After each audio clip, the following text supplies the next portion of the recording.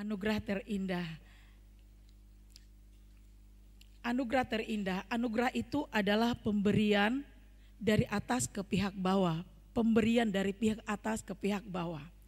Anugerah adalah kasih dan kemurahan hati Allah dalam Kristus yang tidak layak bagi kita, sebagaimana ditunjukkan dalam keselamatan yang secara cuma-cuma disediakan bagi umat manusia. Dan bahasa sederhana saya, anugerah adalah pemberian Tuhan yang diberikan kepada kita dengan cuma-cuma, yang sebenarnya kita tidak layak menerima itu, tetapi Tuhan menganugerahkan buat kita. Amin. Itu adalah anugerah yang harusnya kita tidak layak menerima, tetapi Tuhan menganugerahkan itu kepada kita. Dan buat saya, dan saya percaya buat kita semua, anugerah yang terindah adalah Natal itu sendiri, yaitu kelahiran Tuhan Yesus. Amin. Ini adalah anugerah yang terindah yang harusnya kita tidak layak menerima. Di dalam Yohanes 3 ayat 16, di dalam Yohanes 3 ayat 16 dikatakan, karena begitu besar kasih Allah akan dunia ini sehingga Ia mengaruniakan anaknya yang tunggal, supaya setiap orang yang percaya kepadanya tidak binasa, melainkan beroleh hidup yang kekal. Karena kasih Allah yang besar atas dunia ini, bukan karena dunia ini besar, bukan karena dunia ini majemuk, tetapi dunia ini bahkan sangat-sangat jahat, tetapi Tuhan mengasihi dunia ini. Artinya Tuhan mengasihi umat manusia yang berdosa. Amin saudaraku. Ini adalah anugerah yang terindah yang bisa kita terima. Ini adalah hal yang luar biasa. Bagaimana Tuhan sangat mengasihi dunia ini, walaupun dunia ini jahat, penuh dengan dosa. Bahkan Allah mengaruniakan anaknya yang tunggal untuk menebus manusia dari dosa. Dalam Roma 5 ayat 8 dikatakan, akan tetapi Allah menunjukkan kasih-Nya kepada kita, kepada saya dan saudara, oleh karena Kristus telah mati untuk kita. Ketika kita masih berdosa, Tuhan mengasihi kita. Sekalipun kita dalam kondisi berdosa, saudaraku, amin. Tuhan mengasihi kita bukan karena kita berbuat baik. Tuhan mengasihi kita bukan karena perbuatan kita. Tetapi Tuhan Yesus sungguh-sungguh mengasihi saya dan saudara.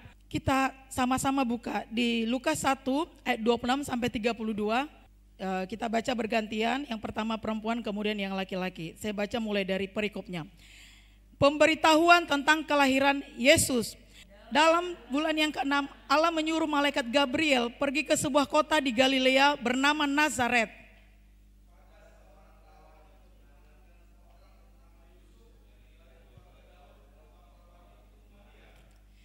Ketika malaikat itu masuk ke rumah Maria, ia berkata, "Salam, hai engkau yang dikaruniai, Tuhan menyertai engkau."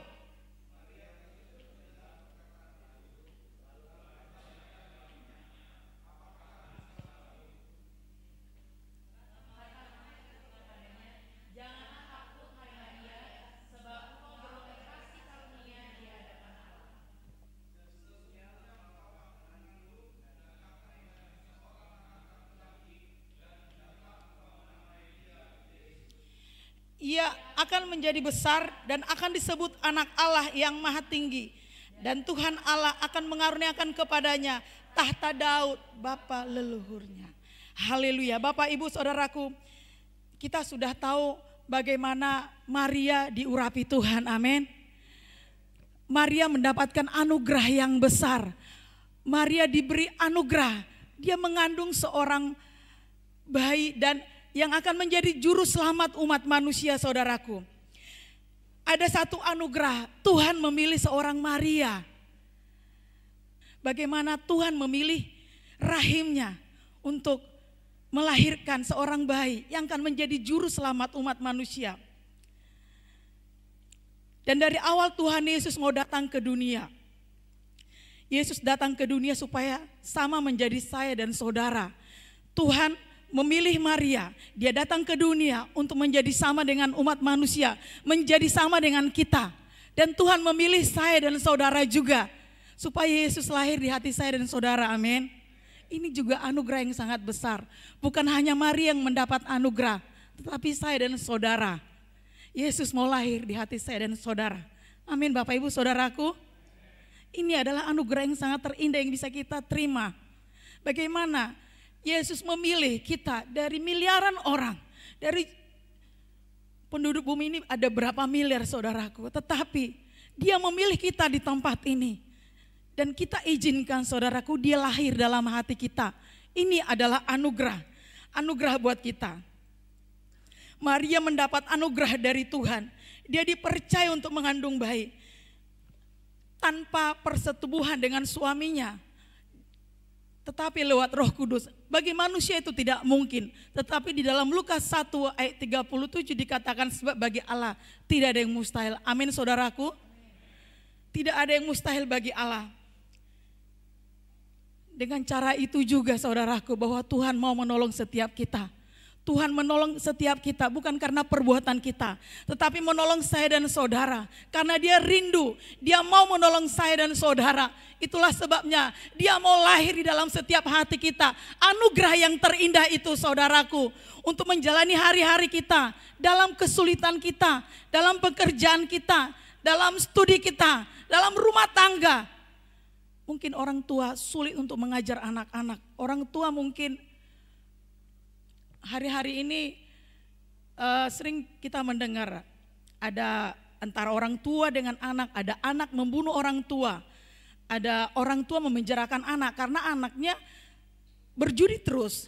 Dia berjudi terus, selalu minta uang kepada orang tuanya dan kehidupan orang tuanya biasa saja. Kalau orang tuanya tidak memberikan maka diambil parang, dia mau parang orang tuanya sampai akhirnya orang tuanya melaporkan anak ini ke polisi. Hari-hari ini begitu banyak kejadian kita lihat di media sosial. Bapak Ibu Saudaraku, tetapi Tuhan Yesus mau lahir. Tuhan Yesus mau lahir di setiap hati manusia yang mau menerima dia. Di tengah-tengah kita pada saat ini. Amin Bapak Ibu Saudara.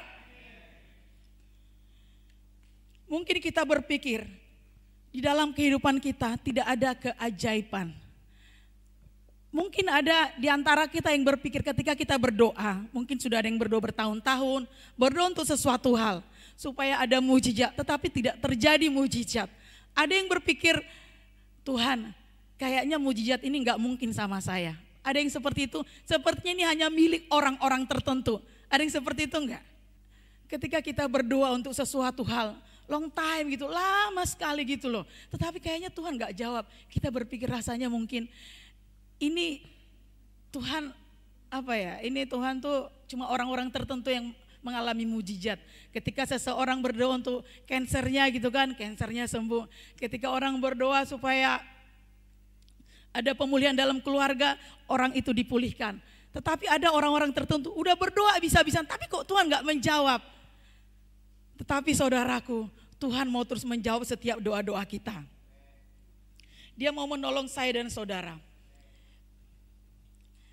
Kelahiran Tuhan di dunia ini itu membuktikan bahwa Ia sungguh-sungguh mengasihi kita. Betul-betul mengalami Tuhan. Kita betul-betul bukan cuma Dia lahir hanya sebagai fisik, tetapi Dia lahir di dalam hati saya dan saudara.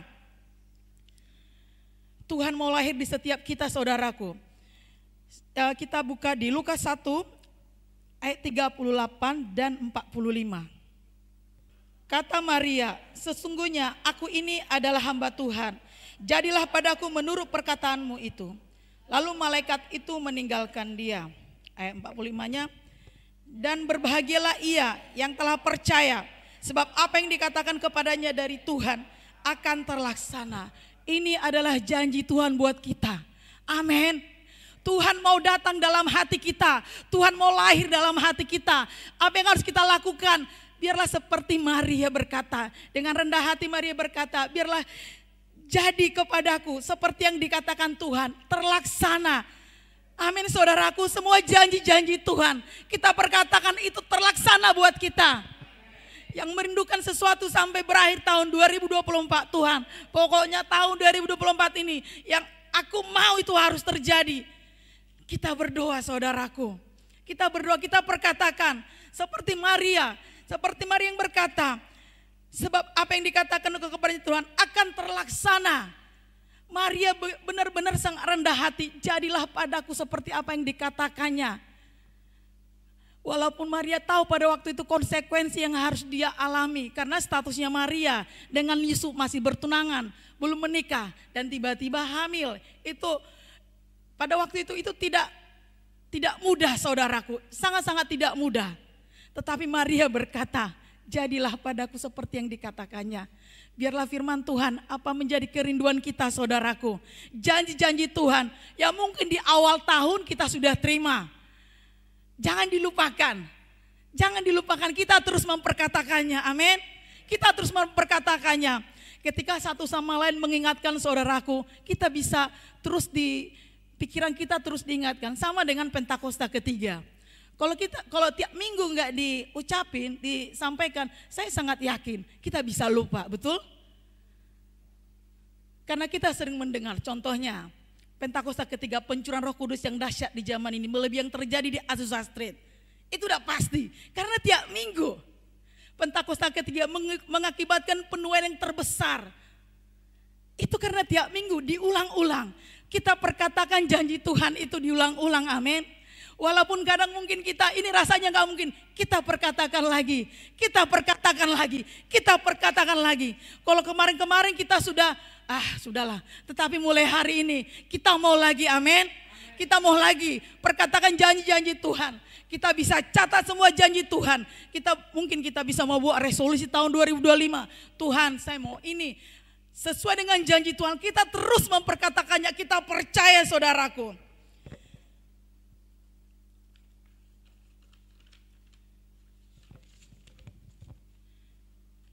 Anugerah kelahiran Tuhan Yesus ini mengingatkan kita. Ada dua hal. Yang pertama, supaya kita percaya pada Tuhan Yesus. Seperti yang tadi di ayat 45. Dan berbahagialah ia yang telah percaya. Berbahagialah ia yang telah percaya, sebab apa yang dikatakan kepadanya dari Tuhan akan terlaksana. Berbahagialah yang percaya. Biar setiap kita adalah orang-orang yang percaya pada firman Tuhan, amin. Kita bisa berdoa, tapi jangan lupakan firman Tuhan saudaraku. Itu mungkin seperti pintu, enselnya itu gak ada minyak ya. Gak ada olinya gitu. Jadi ngek gitu ya, kelihatan gitu. Mau buka pintu ngek gitu. Tetapi ketika ada firman Tuhan itu jadi mulus saudaraku. Itulah kehidupan kita. Kita perlu firman Tuhan. Kita bisa berdoa, kita bisa menyembah. Tapi jangan lupakan firman Tuhan. Amin. Jangan kita lupakan firman Tuhan, kita harus baca firman Tuhan, kita perkatakan firman Tuhan. Jikalau selama ini mungkin ada yang, ya bolehlah 1 pasal 2 ayat, yang penting baca gitu ya. Mulai hari ini saudaraku, izinkan firman Tuhan masuk dalam hati kita. Itu seperti Yesus lahir di hati kita. Kita membuka hati kita, dan Dia akan memimpin kita, menuntun kita. Kelahiran Yesus itu, kita mendapat anugerah. Kita sama seperti Maria, mendapat anugerah. Di zaman now, di zaman sekarang ini saudaraku, amin. Ini adalah anugerah yang sangat indah.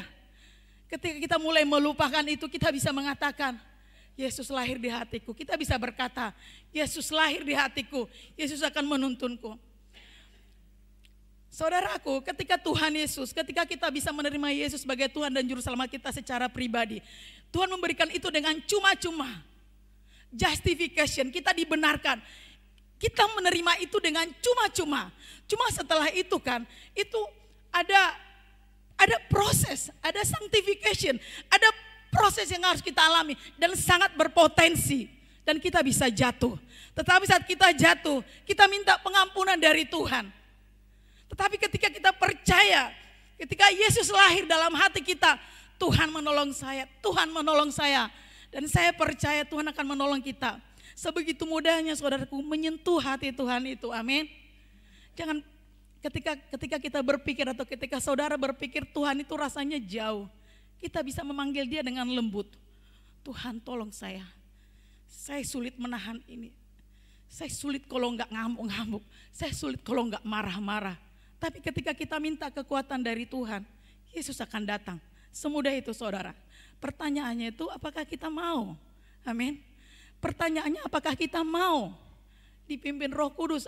Apakah kita mau Tuhan menolong kita? Apakah kita mau Yesus lahir di hati kita untuk menuntun kita, menolong kita? menolong kita bisa sabar. Tidak mudah saudaraku jadi sabar, betul ya? Tidak mudah jadi sabar. Tidak mudah jadi sabar, tidak mudah menjadi orang yang melakukan kehendak Tuhan itu. Tetapi ada Roh Kudus yang akan memberikan kekuatan ketika kita membuka hati kita.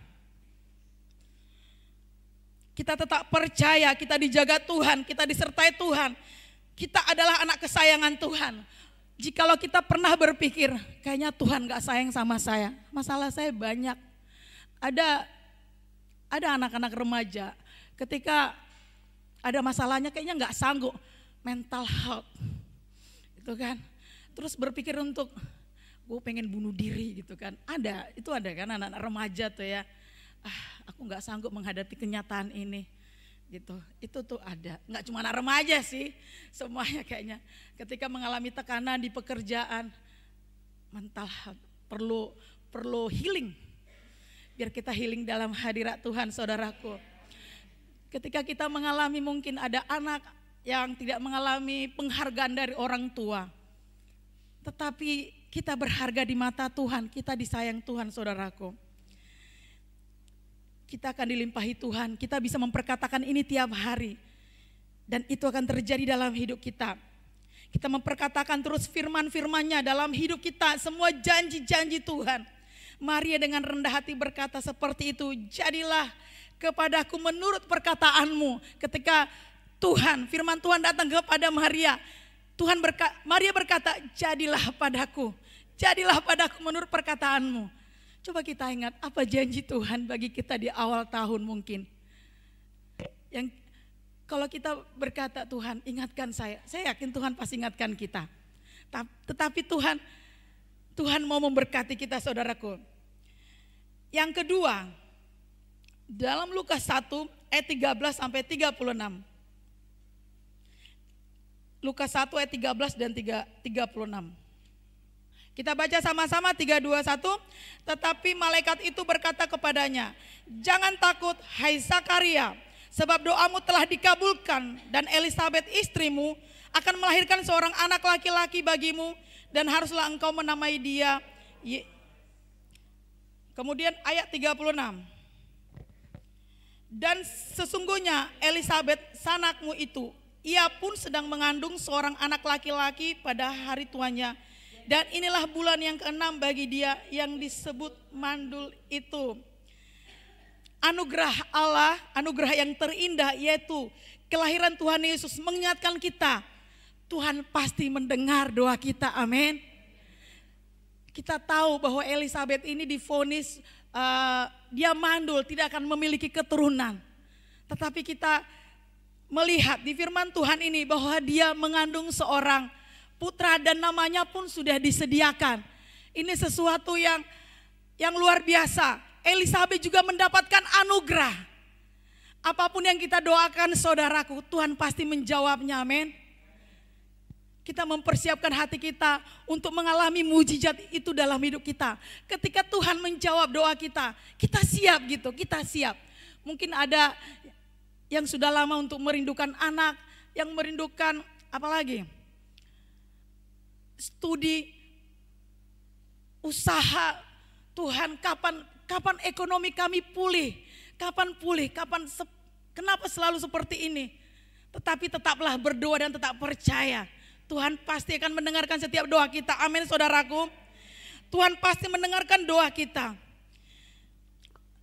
Keluarga-keluarga yang merindukan anak seperti itu, tetaplah berdoa, tetap percaya. Seperti Elisabet, dia mendapatkan anugerah. Yaitu dengan mengandung seorang anak. Bahkan dia adalah orang yang mempersiapkan jalan bagi Tuhan. Kita tetap percaya, kita tetap berdoa. Mujizat itu pasti terjadi. Nanti di mengawali tahun 2025 saudaraku. Biar kita terus percaya bahwa tahun 2025 tahun penuaian. Kita tahu kita tidak bisa hanya diam saja. Kita terus melakukan kehendak Tuhan. Itu menyelesaikan amanat agung Tuhan Yesus. Ada sesuatu yang Tuhan akan lakukan yang besar di depan ini. Kita terus percaya penuaian terjadi. Kita terus percaya keluarga kita diselamatkan Tuhan, amin. yang mungkin ada keluarga-keluarga, ada mungkin saudara-saudara yang masih jauh dari Tuhan. Mungkin ada saudara yang terlibat dengan judi online, ada mungkin suami atau istri terlibat dengan perselingkuhan. Ada yang kita tahu, orang-orang yang kita kasihi melakukan hal-hal yang tidak berkenan di hadapan Tuhan. Tetapi kalau kita mau berdoa, membela mereka di hadapan Tuhan, Tuhan akan menjawab doa kita, saudaraku. Amin. Karena Tuhan mengasihi. Tuhan mengasihi orang berdosa. Tuhan mengasihi saya dan saudara. Tuhan mengasihi keluarga kita yang jauh dari Tuhan. Gak mungkin cuman kita yang ke surga, saudara kita enggak. Kita doakan saudaraku, amin. Sebutkan namanya pribadi, lepas pribadi dalam doa-doa kita. Adalah satu kesukaan buat kita ketika kita mendoakan sesuatu terus terjadi gitu ya. Dia gak tahu kita doakan gitu kan. Tetapi dia mengalami pemulihan. Itu satu sukacita, amin saudaraku. Kita mendoakan A gitu ya, tetapi kita gak perlu kasih tahu kita mendoakan dia. Tetapi kita lihat, oh ini udah berubah ya. Nah, kita bersukacita karena itu saudaraku. Itu artinya Tuhan akan menjawab doa kita. Di dalam Yohanes 10 ayat 10b dikatakan, Aku datang supaya mereka mempunyai hidup dan mempunyainya dalam segala kelimpahan. Tuhan datang untuk memberkati setiap saya dan saudara. Kita harus mempercaya ini saudaraku. Kita harus mempercaya ini. Kelahiran Tuhan, anugerah yang terindah buat saya dan saudara. Supaya kita memiliki kelimpahan dalam Kristus Yesus. Supaya kita memiliki hidup dan memilikinya dalam segala kelimpahan. Tuhan Yesus lahir ke dunia ini mau menjadi sama dengan manusia untuk menggenapi firman-Nya supaya kita memiliki hidup dan memilikinya dalam segala kelimpahan. Amin saudaraku. Ini adalah janji Tuhan buat saya dan saudara. Kelahiran Tuhan yang begitu luar biasa itu adalah anugerah yang terindah. Kita mendapatkan keselamatan anugerah dan pastikan nama kita saudaraku tercatat dalam buku kitab kehidupannya. Dan kalau itu kita mau melakukan kehendak Tuhan, amin. Dan ketika Tuhan Yesus dewasa, dia mau melakukan kehendak Tuhan. Kemudian dia dibaptis. Amin. Dia memberi dirinya dibaptis. Dia ditenggelamkan. Dicelupkan. Dan gereja kita adalah gereja yang membaptis dengan cara sama. Diselam, dicelupkan. Bapak ibu saudaraku kalau belum ada yang dibaptis, yuk beri dirinya untuk dibaptis. Amin saudaraku. Ketika kita memberi diri kita dibaptis, artinya kita melakukan kehendak Tuhan. Gak usah ngeyel. Amin saudaraku. Kita melakukan kehendak Tuhan ketika kita mau memberi diri kita dibaptis. Baptis itu artinya dari kata baptiso. Ditenggelamkan, manusia lama kita ditenggelamkan supaya kita muncul menjadi manusia baru. Kita adalah orang-orang yang diurapi Tuhan. Kita diberkati Tuhan. Orang-orang yang melakukan kehendak Tuhan. Tuhan Yesus lahir, datang ke dunia menjadi sama saya dengan saudara supaya kita mengalami janji Tuhan. Di Yohanes 10 ayat 10b tadi dikatakan bahwa supaya kita memiliki hidup dan memilikinya dalam segala kelimpahan. Kita terus percaya rancangan Tuhan buat kita adalah rancangan masa depan yang penuh harapan. Kita jangan takut, kita jangan ragu. Janji Tuhan buat saya dan saudara, iya dan amin. Ketika apapun yang terjadi, Tuhan ini saya Tuhan. Bantu saya, kuatkan saya. Amin saudaraku.